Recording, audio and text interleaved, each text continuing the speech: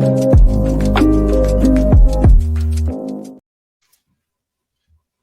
day, everybody. Welcome back again. Thank you for joining us again today. My name is Rob Brake, and with me, as usual, is Sandy McKay. Hey, Rob. You good today? Amazing. Because of me, you guys had to have an early start today. Earlier the better. Earlier the better. Let's like get. We're all. I think we're all wiping sleep out of our eyes still. So. That's how most people listen to us. I think a lot of people listen early in the morning, driving to work, etc. Right? So we're right there with you today. Yeah. Maybe that might be a nice change of pace because I didn't come in all hot. I was just like, yeah, good morning, doing a little bit of a like mellow thing this morning. So that's the reason behind that. But thanks for joining us again, everybody. As you know, go over to our website, breakthroughreipodcast.ca. Listen to all of our past shows, interact with all of our past guests, and get our free gift. Get a free gift. Yeah. The ultimate strategy for building wealth through real estate. And of course, when you get that, as everyone knows, you will get access to our email list and everything we got going on, events, etc. Everything big and exciting. So go join us. Absolutely. We're kind of wrapping it up with a nice little bow this morning. And go over to iTunes and leave us a rating and review there. It helps us get out to more people, as you know, and also leave us suggestions for other people you might want to hear on the show, other topics you might want us to cover that we haven't covered, and all that stuff. So please go and do that as well. And Sandy, you've got like the usual just stuff going on every month. You've got your investor meetups, right? On Investors Club, we're really getting some good momentum going there. We've been running them for 9 months, so we're kind of still kind of fresh on the scene, but they're really growing, and we have some great guests lined up in the near future. A lot of guests that we've had on this show over the years, and we got our next 5 or maybe even 6 months lined up into the new year. That's going to be really exciting. Doing some charitable things over the holidays and stuff too. Once we get towards Christmas season and whatnot, so. Awesome group. I really highly encourage anyone in the greater Toronto area to come check it out. Even beyond that, because we have people that have come in from London, Niagara, Kingston, all over the place. So even beyond the GTA, I encourage you to come check it out. Yeah, very cool. It's like the perfect location almost for everyone to meet. Yeah, you don't have to deal with anything downtown Toronto, just a bit north up in Vaughan. So VaughanInvestorsClub.com is where you go to get more info on that. All right, super awesome. And the last thing is we've got our Costa Rica investor event coming up in November. It's November 24th, 5th, and 6th. We've got 4 rooms left for that. So if you're interested, reach out to me, and it's going to be fun. We did it last year and had a great turnout and learned a lot and made lots of connections. And so we're planning on doing the same thing this year. So if you're interested in coming, reach out to me, Rob at MrBreakthrough.ca. Sweet. That's it. Well, we've got a 2-timer now on the show coming up here with Cody Yeh. Yeah. I always forget how to say that. Yeah. Okay. Yeah, it's fun. Cody Yeh. And Cody's been on our show before, but it's been 2.5 years. We were just saying before the show here. He's back on episode 139. So we got a brand new set of experiences and stuff to share with you today with Cody. And for those of you who haven't heard that episode, I'll give you a little background on him. Cody is the founder of SAY YEH TO F.I.R.E, F-I-R-E. We might touch on a bit on what that means in this show. And the co-host of the High Income Earners FIRE podcast. Cody helps people achieve financial freedom and retire early through stock options trading and real estate investing. Over 4.5, maybe even more than that now at this point, years of experience as a real estate investor, joint venture partner, 8+ years experience as a stock options trader and financial educator. Cody has developed the skills and strategies to generate consistent and passive income streams for himself, but more importantly for a whole bunch of others out there. And he's got lots of students with a great track record of success through his program. So we are excited to learn more about what that all looks like. Thanks, Cody, for being here. Yeah, thanks for having me.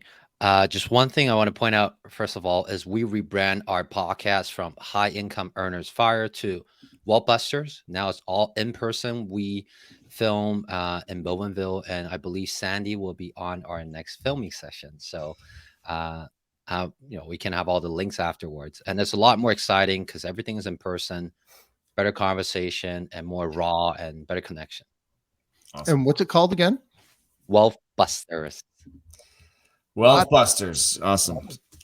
Good catch. That's important. The name. Sorry, we had some old. I guess that was an old thing I was reading. So all the years, just plus on another 3 probably, but it doesn't really matter. I mean, I still look young. I'm gonna look like this when I'm 60. So. Well, part of what we're doing and why we're doing it is so that we can, spend more time with our families and be more active and not be like chained to a desk or a job every single day. So, I mean, look at Sandy, same thing. Okay. So let's talk a little bit maybe about, just give us a brief background of, your real estate journey so far, and just up until like maybe 2 years ago, and then where it's been since you were on last time. Yeah. So a quick intro. I'm Cody Yeh, came to Canada at the age of 18, graduated as an engineer from University of Toronto, working full-time at Honda as a project manager, managing over $100 million projects over the 6 years. And along the way, I was day trading for 2 years. Along the way, I bought my first real estate with my mom, borrowing $37,000. Was a bungalow in Toronto, buy it for $500,000. Now there are developers come in for giving us offer of $2 million because we're one of the only ones that haven't sold on the block. They're trying to build an apartment. And then after that, I bought a single family. Thought I was going to work at Honda forever. And then after that, convert legal duplexes, and those are all 2019.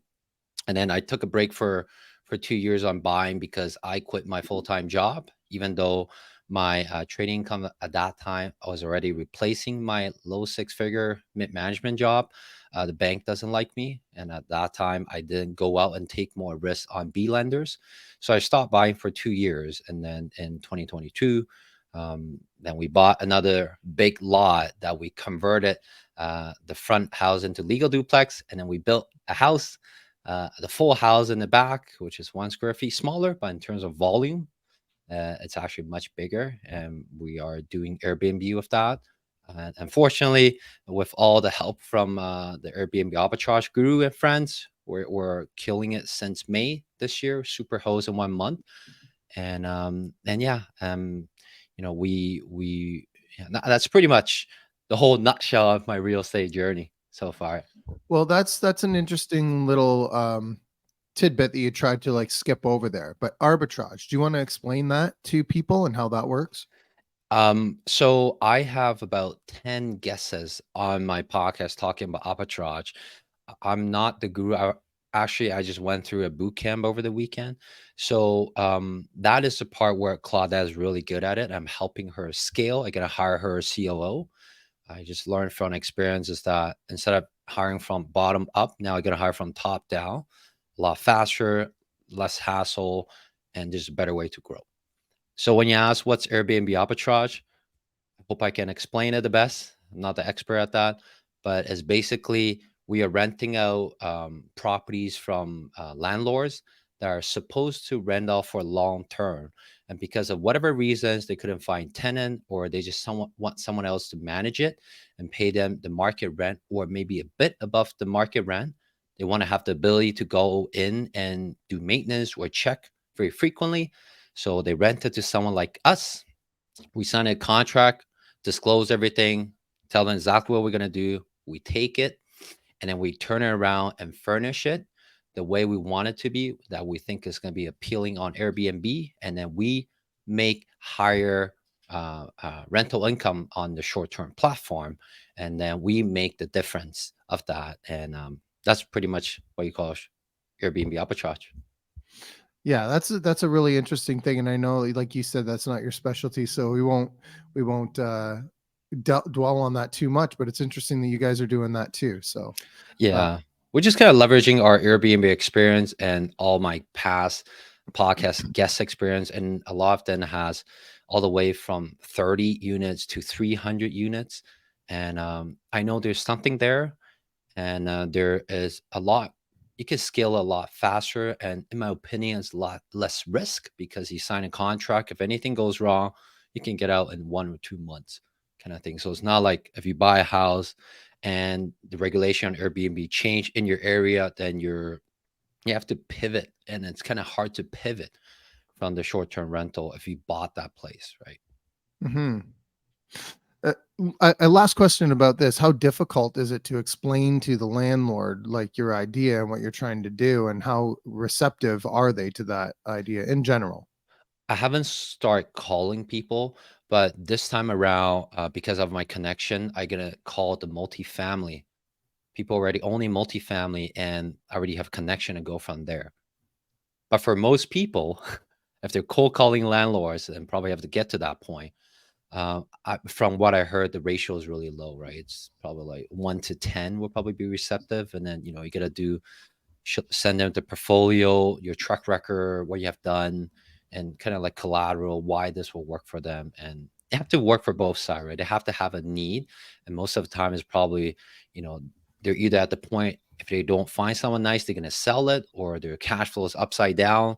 They really need something. Then I think, it has to be a win-win, right? Mm-hmm. Okay. Very interesting. Mm-hmm. Thank you.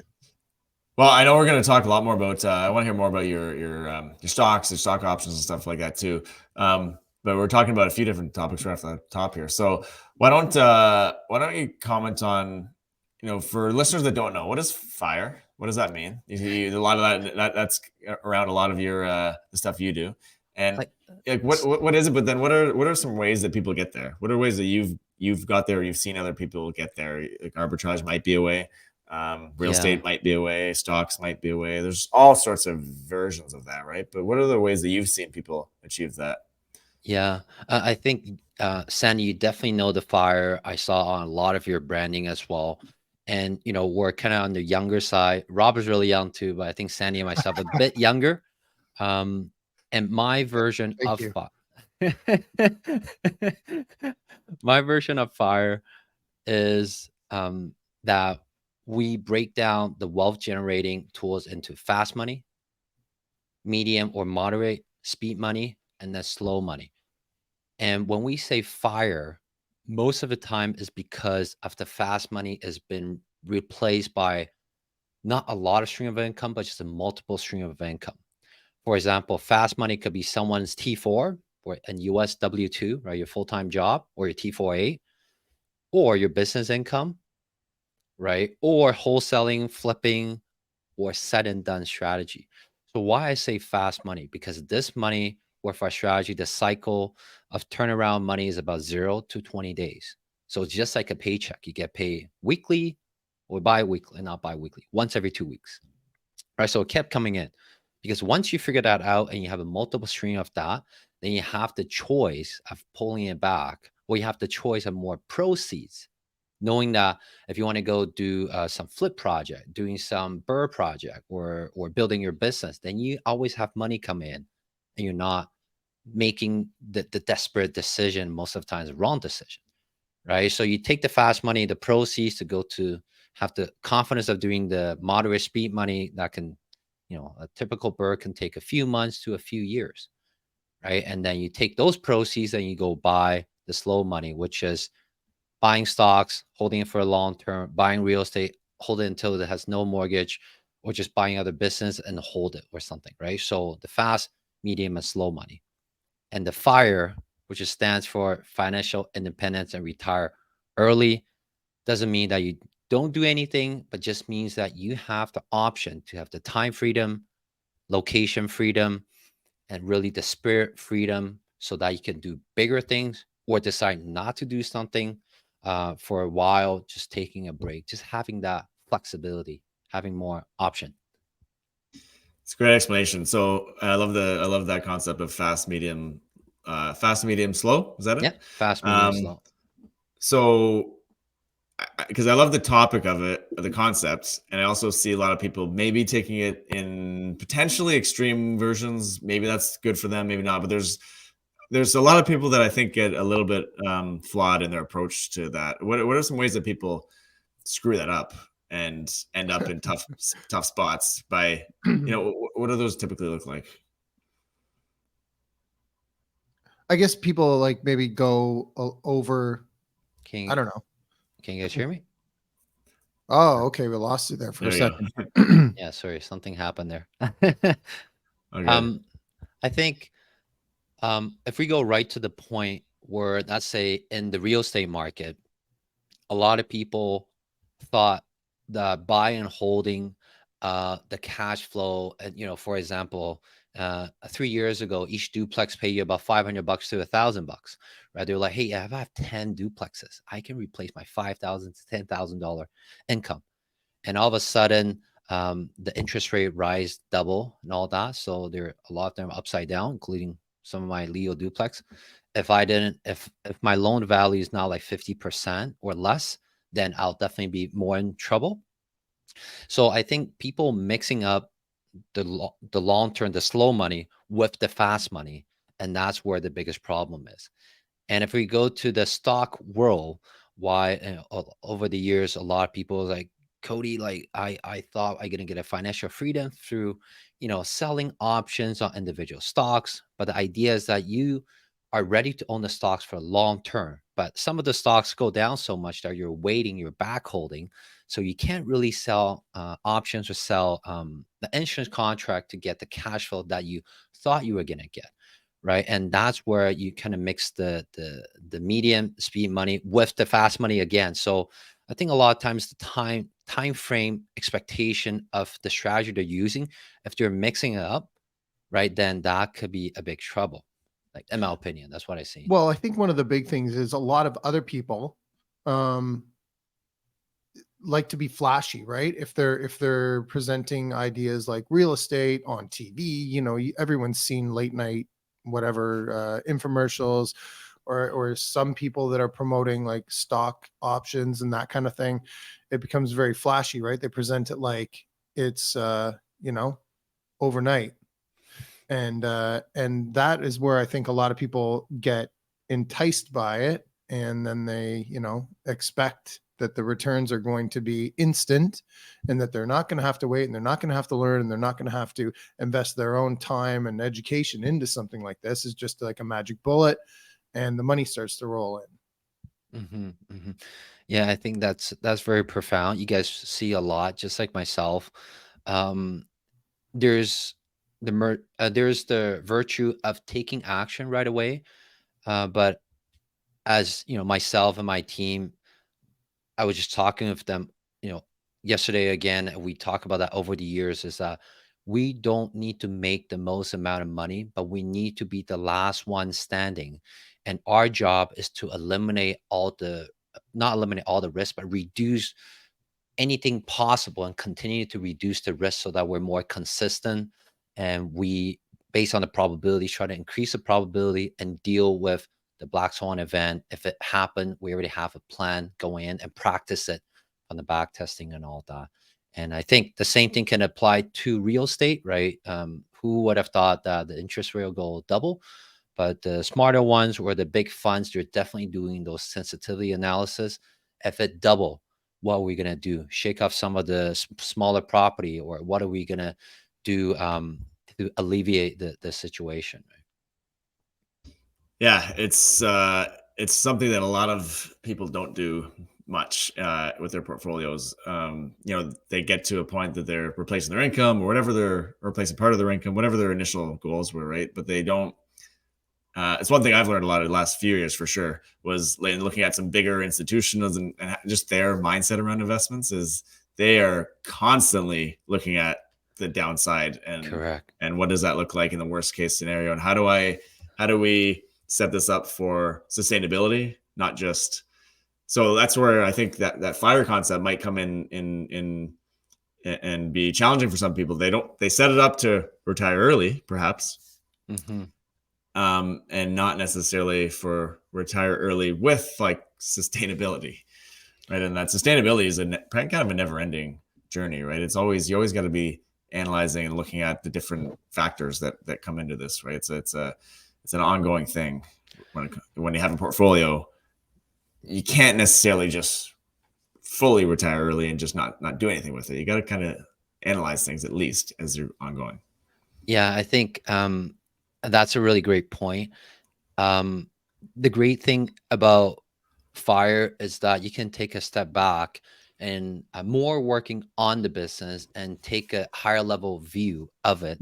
Because when you're in it, you're like chasing for the next deal. I need another $1,000 Right. cash flow. Once I get to 10, then I can do certain things. But you might be blinded that, hey, the real estate has been going up 20% every year for the last 5 years. There's something wrong with it, with that, right? It's just not sustainable. And like if you talk to some of the smarter people, I was very fortunate to talk a few of, I don't know if you guys know Quinton, like Ryan Carr and all that. They stopped buying in 2020, 2021, like the smaller stuff, they stopped buying and they start selling. And I was like, why are they doing that? Right. So I was like, oh, okay, if I'm not going to sell, at least I'm going to hold. I'm not going to keep leveraging on that. And looking back, it was a great move. But in there, there's a lot of FOMO, right? A lot of FOMO. So I would say, really, if you're someone like that, now might be a bit too late. You have to figure out ways to pivot. And that's one of the ways why I start short term rental. Again, watch out your HST stuff, consult with your accountant, and on that part, just be very careful. But always have plan B. And if you don't have plan B, sometimes you have to bite the bullet and know when to take some measurements that might including sell it at break even or sometimes at losses, because there's always other ways that can make more money and at least your ROI makes sense. If that makes sense. Yeah, that And I FOMO thing's a tough one to steer, to push off, right? That's what I heard. That's what I really heard in what you said. That it's really smart stuff, and that FOMO piece is tough. That's a tough battle. It's like the devil sitting on your shoulder, telling you to do bad things, but you gotta get rid of it. But the other thing that you guys made a good point of is that, like, the whole idea of retirement, right? Like, in first of all, the people that are going to gravitate towards what you're talking about are not people that are going to sit still. They're not going to get to a certain place, and then say, "Well, I made it. It's retirement time, and that's it. I'm done. Like, I just lay here and do absolutely nothing all day." Mhm. There's a certain element of still moving forward, Mhm. maintenance at the very least, right? But still Mhm. moving forward. And I think that those are the kind of people that are attracted to your what you guys are doing. And there's never going to be like oh, I'm done. It's Mhm. there's always something more to go for. There's always something more to strive for. So retirement, the idea is more financially free than actual Mhm. retirement, right? And Correct. even if you are, you're not just going to be like, okay, here I am. Yeah. Where's the beach towel? That's it. Yeah. For most of the people I see in my circle that reach fire, I have a godfather reach fire at age of 30. And he start making better decisions on looking at the things that's really making him money and really eliminated things that are just causing too much trouble, and his life changed that way and he has more time to travel and help more people, help more family member, just my own godfather, right? So I think that's the concept. And most of the people around me that talk about fire, just like Sandy, just like Rob, I don't know, Rob is really into that. Rob is in Costa Rica, so I don't even know what fire means for him. uh, but I think most people around me talk about fire as moving to the next step, but having the basics taken care of is very liberating. It might take some time to get there, but it's liberating. But sometimes we create bigger things for us to pursue. And I think that's a never ending process. And I know on the last podcast, I talked about I was lucky. You guys were like, Cody, you're not lucky. You just keep doing the right things and they probably stack in your favor. I think once we reach fire, we keep pushing it and we try to achieve the next level. And sometimes the next level, we just create much more problems, much more growing pain and all that. But I think that's the part where I gain the true confidence and a true satisfaction of life. Yeah, well, so there's, I believe, progress is kind of a big part of happiness, if not the biggest part of happiness. So you got to be Mhm. working on something. If it's not financial stuff, maybe it's your health, maybe it's for your family, it's travel, it's different perspectives on life or charity, or there's so many things. But there's going to be something there. A lot of people I see go towards health in some way, because a lot of times they sacrifice some health in order to achieve some of those FIRE type goals, which you can agree or disagree. It's really Mhm. really not that relevant. I think you can have all that at one time, but there's so many things that go outside of financial that you can start to work on. Cody, what's your investment model look like today? So you have the real estate stuff, which we can touch on, but let's talk about the investments in stocks and stock options and that sort of thing. What's your personal strategy look like around that? Yeah. So um, at the hype of 2021, by the end of it, when real estate kept going up, when the stock market kept going up like no tomorrow, um, you know, I'm always very looking for the next risk, right? Just like I was looking at the big guys. When I used to work at a big corp, I cannot understand why they're always so pragmatic, always looking at those stuff. Now I do appreciate it, and I look at a lot of big funds and real estate or hedge fund and look at what they're doing and why are they doing it, trying to reverse engineer. And if I can, now that I have a lot of connection, I can ask them, right? I know the CFO of some of the big development group in Canada, and when we go out to play golf, I can ask certain things. So I always look at it from that standpoint. And at the hype of 2021, the end of it, our own stock option strategy, we were just doing, selling options on individual stocks. For people who doesn't know, it's like you get to own a stocks at a cheaper price and you get paid doing so, right? And I was very worried because I think if there's a downturn coming, there's only going to be a few stocks that are resilient, and it turns out to be all the faint stocks. But we're looking backwards, right? So, I have stocks like Neo, like the Chinese EV company that went down by 76%. So I'm just keeping it real for everyone. And back then, what I did to if this ever happened, I'm still holding it, but this ever happened, I have a small percentage of it in my portfolio. So that's some of the lessons I learned, and I talk on my YouTube channel as well. But while we're doing that, I asked my team and myself, we were like brainstorming, how can we eliminate that risk of some stocks will go down a lot? And Warren Buffett kept talking about it's hard to pick stocks. So I look at a lot of big funds, at the successful funds, or even Warren Buffett said, if he passed away, he couldn't find a successor. 90% of his money should go into the S&P 500. I'm like, there's something there. There's a reason why he's successful for, 50, 60 years. And then, 10,000 times his money. So that's what we start looking into. And we found that if we just, use our strategy and sell options on S&P 500, first, we eliminate a lot of the individual stock risks.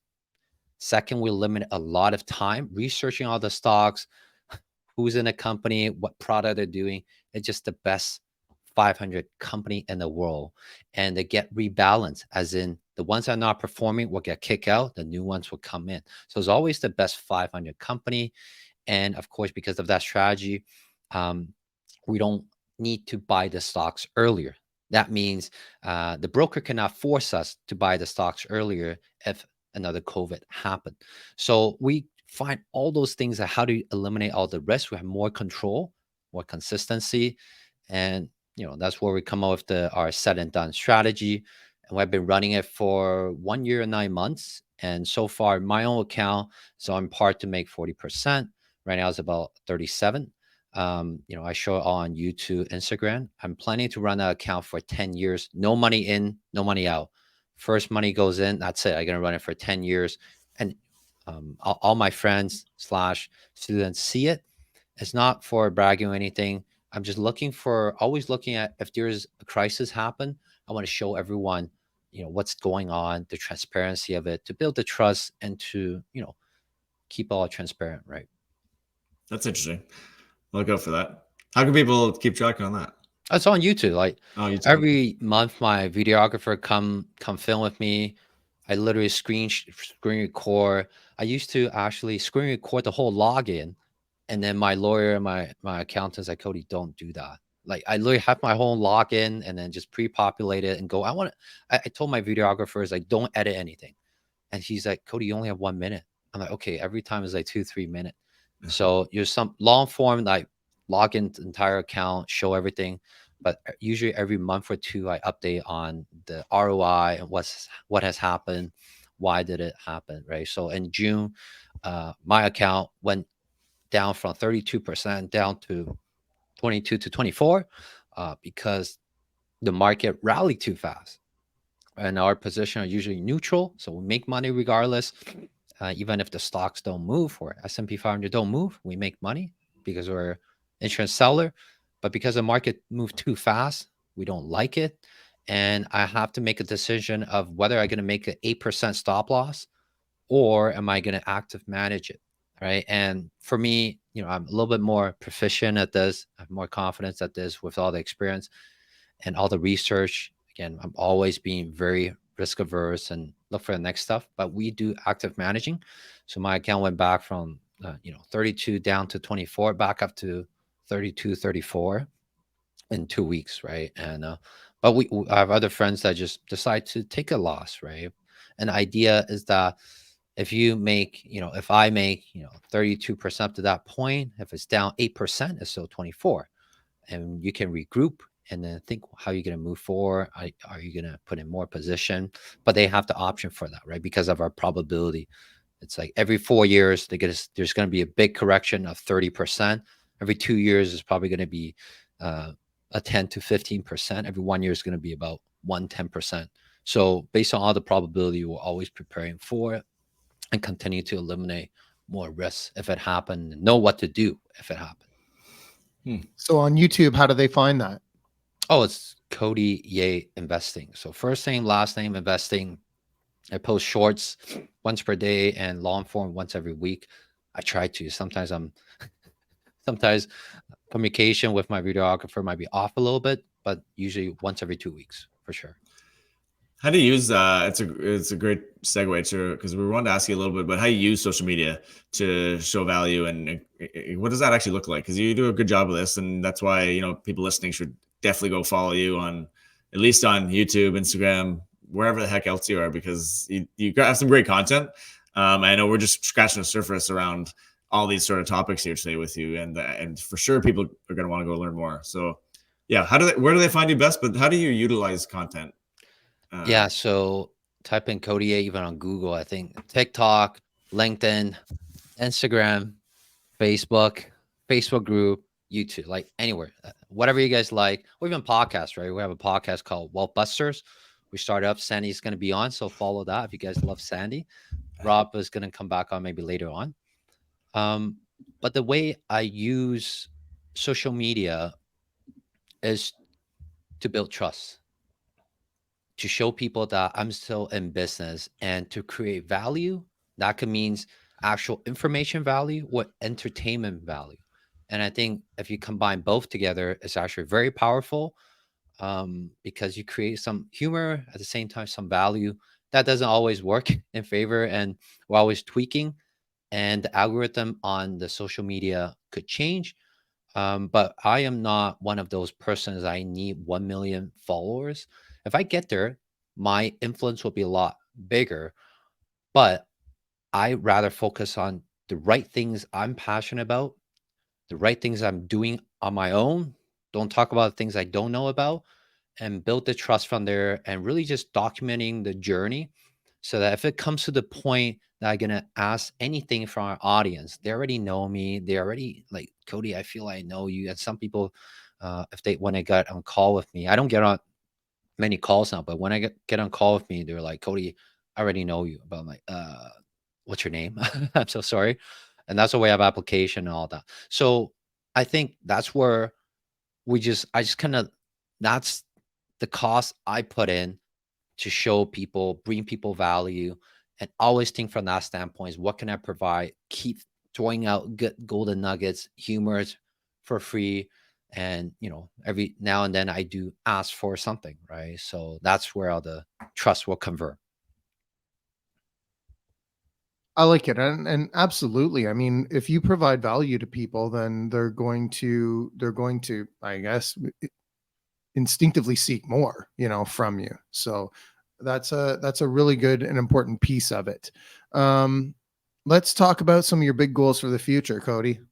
What do you got going on? What are your plans? So Airbnb arbitrage, I know I might not have time or energy for another business, but Claudette, my fiance, we got engaged last September. Really want that fire for herself. Over the years I keep talking about it. I guess she got brainwashed. She's like, I really want that fire too. I'm like, you're killing at Airbnb. Why not we do Airbnb arbitrage? I'll help you scale. I know how to hire people. And she's a mid management at a bank. So that's for her. I'm really excited. I really want to hit that 1 million gross first year. So that's going to be net about 200K. I want to help her do that. And, then double that in 2 years and then triple that in 5 years. That's for that. And, of course, our Sandan strategy, we're going out to help more people, partnering with a lot more real estate investing group and business group to have more chance to present on stage and help more people. In terms of real estate, we're selling most of our smaller portfolio, like single family and duplex. I'm selling all of it going in. The reason is, if we look at it honestly on the paper, I talk to my accountants, like, Cody, the ROI is not there. Mortgage is not getting paid down, and appreciation. Again, I think the appreciation is going to have a lot of pent up demand the moment in Canada, the interest rate, the government said the interest rate staying here will start going down. I think the price will like really tick up. But in my opinion, the next 6 months to 12 months, the opportunity is still at the bigger stuff. So the opportunity is I can sell those and I start looking at all the bigger deals, and I already have, insiders, mortgage broker that send me deals, and start analyzing them and line things up. So get those, sell it, get in those big ones. And when it goes up, I'm at the economical scale. Everything's multiplier going up. And at least we're positive cash flow instead of just hoping my smaller portfolio will turn around. And even if the interest rate come back down, according to Benjamin Tai and all the other people, it's going to stay at 4%. So still kind of struggling for, just a regular duplex. I bought it like years ago, right? So for people buying a new ones now, I don't know how they make it work, and probably Mhm. won't make it work, right? So just making all these move. Once you reach FIRE, you have more time, and I spent a lot of time overseeing things and all the strategic stuff, right? And it actually takes a lot of time too, right? And mingling with the right people, think what could really work for yourself. Don't listen to other people, just blindly follow it. But it takes time to do your own research, investigation, and think about how it applies to your situation now, depending on where you are on your FIRE journey. I think you just nailed it there, because there is no right or wrong answer, right? No. Like if you decide to do something, there is a lot of inherent fear that comes with that. Am I doing the right thing? Am I not? But I think that you know, like someone who hunkers down, figures out a little bit of a different pivot, maybe, I don't know, goes into student rentals with a single family home, right? Instead of holding it and just renting it to one family. Like that can change that cash flow, and all of a sudden it can look like something else. Or someone might decide, like you, hey, I'm going to sell it and I'm going to pivot into bigger things because I've built a portfolio where it allows me to do that. Like there is no wrong answer for those things. And I think that that's something really important to point out too. And you mentioned, like, for you, you looked at it, this is what you want to do. And you know, it takes guts, I guess, either way, to not just maybe, say, well, I'm just going to sell because the market shows me that that's the best time to do that. Or at least right now, I'm underwater or upside down, like you said, in some places. I'm just going to sell and just, I don't know, not go into real estate, right? Yeah. And I think the reason why we have those guts or courage is because we went through, I'm sure Rob and Sandy went through different cycles of business going up and down. And we translate that into real estate. We're seeing things going up and down. And myself, I see stocks going up and down. And I know that you can only make the best decision looking forward based on all your experience in the past. And a lot of time, if you ask yourself, and then this is the way I do it, is if I think about a decision, I'm like, what would Warren Buffett do? What would my godfather do if he's in my shoes? That's kind of the question I ask myself. So that gives me clarity, right? Because when I'm so into it, I'm like, I have money in there. I'm stuck.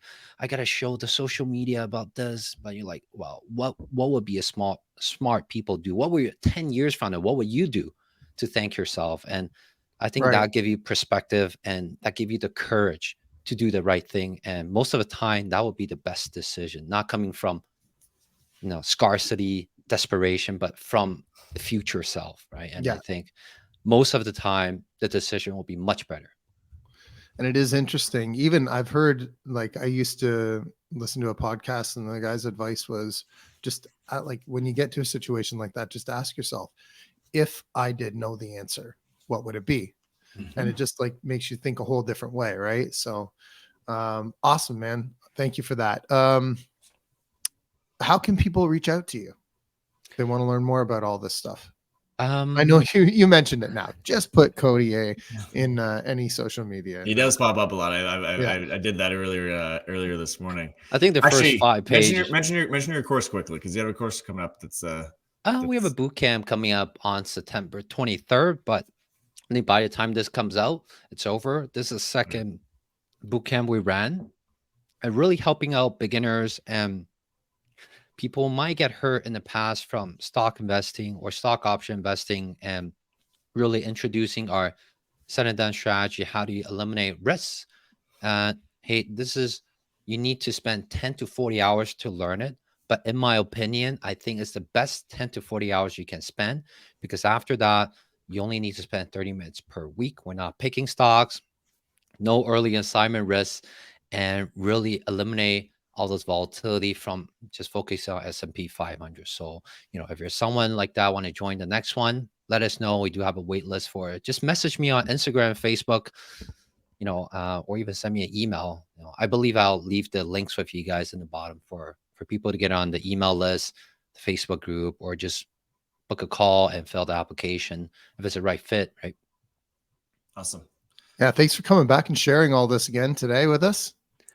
Yeah, thanks for having me. Definitely the conversation is very different when the market is high and when the conversation is now that there's a lot of uncertainty. But I do believe when uncertainty happens is where the opportunity is. And a lot of people say they were waiting for this. I've been waiting for this.